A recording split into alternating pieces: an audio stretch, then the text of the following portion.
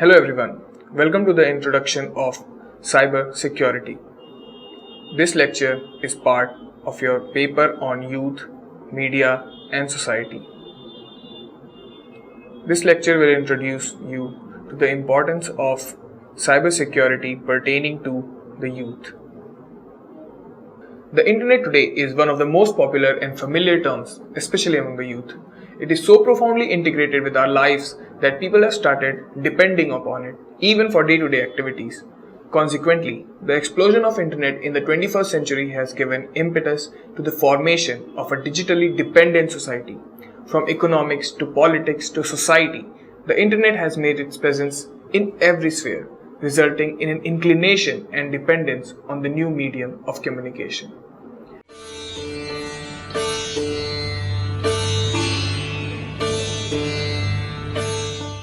This new medium, however, has mostly affected the youth, its early adopters.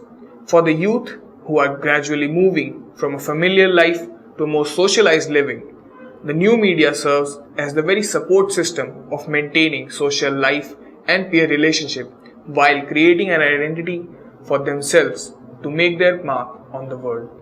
However, the enhancement of cyber activities among the youth, often unsupervised by guardians, bears negative consequences, sometimes as alarming as cybercrime. The youth today are dependent on the internet for most of their activities, covering education to online shopping to socializing. They can simultaneously maintain their individuality and social life at the same time.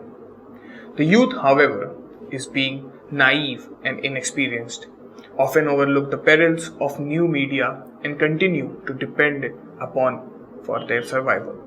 This enhancement of cyber activities has conditioned the growth of cybercrimes, leading to the emergence of strict and conforming cyber laws. Thus, a new legal system looking into the matters related to computers and internet is developing throughout the world. This promoting the necessity for cybersecurity. Cybercrime. Cybercrime is any criminal activity involving computers and networks. It can range from fraud to unsolicited emails called spam. It can include the distant theft of government or corporate secrets through criminal trespass into remote systems around the globe. Cybercrime incorporates anything from downloading illegal music files to stealing millions of dollars from online bank accounts. Cybercrime also includes non-money offenses such as creating viruses on other computers or posting confidential business information on the internet.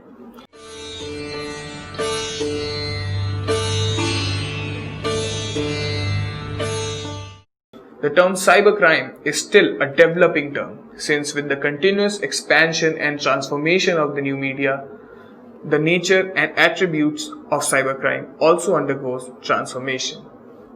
For example, with the popularization of social media, cybercrimes like identity theft, child pornography, cyber stalking have developed. The youth, being the largest participators in social media platforms, the perils of cybercrime are most likely to affect them. Today, youth as young as 13-year-old can access social networking sites. Despite being early and brisk adopters of new media, most of the youth are unaware of the cybercrimes they can fall victim to or might themselves turn into victimizers.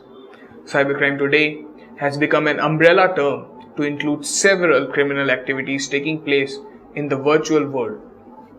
The different types of cybercrimes are spamming.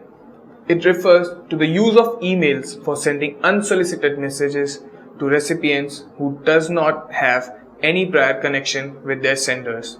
Spam emails are harmful since they are directed to create malfunction in the recipient's computer.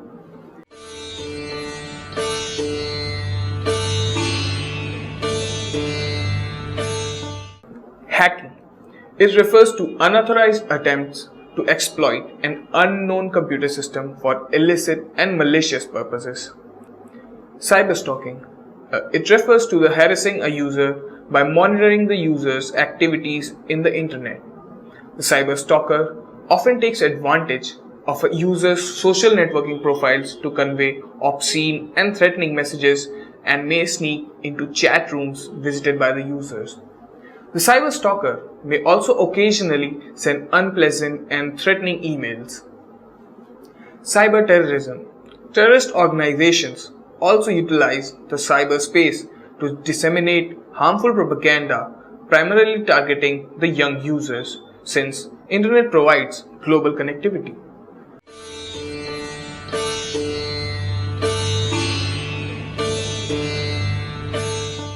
Identity theft. It refers to the practice where a person or a company collects, disseminates, and misuses other person's personal details from the internet. The personal details include name, phone number, age, gender, bank details, and even buying preferences. Child pornography.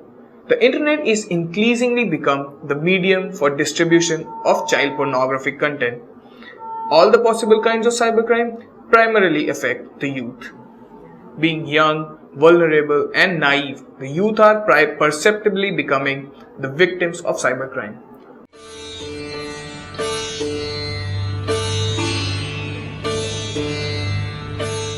Most of the youth access the internet without having any prior knowledge about the perils of the cyberspace. Young users often access the internet without the supervision of their guardians. With the largest population of youth in the world, providing cybersecurity to the youth is emerging as a primary concern for the Indian legal system. Defining cybersecurity. The term cyber is fundamentally a prefix meaning a computer or computer networks, as in cybernetics, which refers to the science of communication and automatic control systems in both human beings and machines, or cyberspace, which refers to the virtual world facilitating digital communication throughout a global computer network. The advent of globalization has resulted in the penetration of technology in almost every segment of life. Consequently, there has been a steady rise in digitization of economic activities, increased digital interaction, especially among the youth, and digital dependency for the developmental programs throughout the country. This upsurge of cyber activities has resulted in the emanation of cybersecurity because digital dependency often gives rise to crimes. Youth, cybersecurity, and India. In the 21st century, the youth is gradually heading towards over-dependency on the new media. The increased digital interaction through social media platforms, sharing of unregulated content, and disclosure of personal content on public digital platforms have given rise to cybercrimes in the country. Thus, in order to provide cybersecurity to all the digital natives, every country has formulated central policies and laws. In India, cyber laws are incorporated in the Information Technology Act 2000. The primary purpose of the Act is to provide legal recognition to electronic commerce and to facilitate filing of electronic records with the government. However, being the maiden law on cybercrime, the IT Act 2000 was subjected to criticisms from several sectors of the country, while some consider it to be rigid, others consider it to be lenient.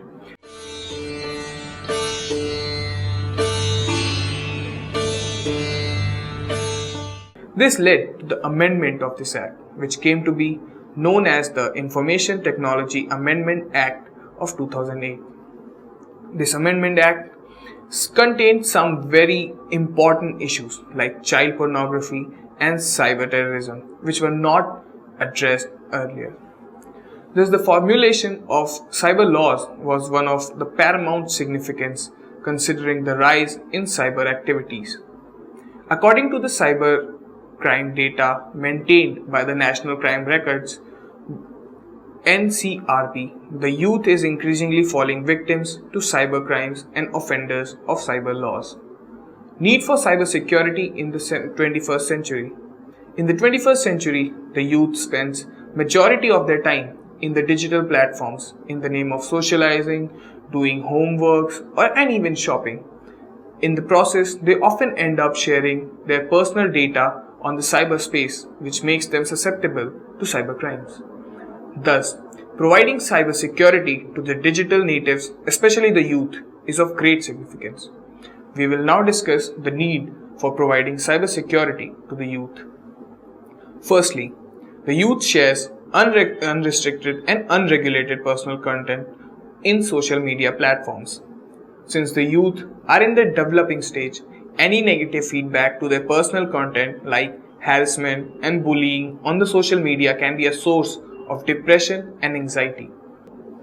Secondly, there is digital penetration in almost all segments of a youth's life, be it personal or social.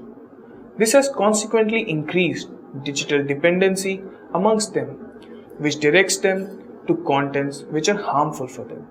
The youth has unrestricted access to contents like videos on making a bomb or child pornography. Easy access to every online content often leads to experimentation, which later may develop into acts of crime.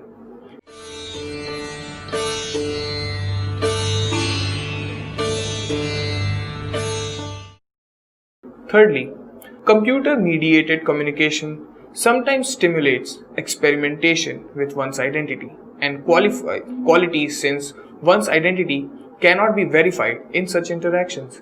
Thus, the youth often involve themselves in masking their identity and switching gender roles by creating multiple personal accounts in social media. Such action fosters treachery, emotional swindles, dishonesty, and even lechery among them. Fourthly, the youth always involves in online shopping. Following the trend, more and more online shopping sites are cropping up, luring the youth. Such sites often record personal information of their customers, including their bank details. The youth, often being naive about the complexities of the digital platform, reveals personal details in such sites. Conclusion. Summing up this lecture, we hope that you have understood that proper implementation of the laws would enhance the reduction in the rates of cybercrimes. Today, our lives are immensely penetrated by the digital technologies. In recent times, there has been the advent of e-commerce, e-transaction, and e-governance in our country. The population is now divided among digital natives, referring to people nurtured in a digitally saturated world, and digital immigrants, referring to people who are still learning the norms of digital technology. However, among the digital natives, there has been an enhanced digital dependency among the youth. This increased cyber activity often leads the youth to commit cybercrimes as well as fall victims to cybercrimes. Hence, cybersecurity is the need of the hour. The Indian Constitution has formulated cyber laws to prevent the increasing cybercrimes in our country. For more details, please read the e-text of this lecture properly and attempt the questions in the end. Thank you.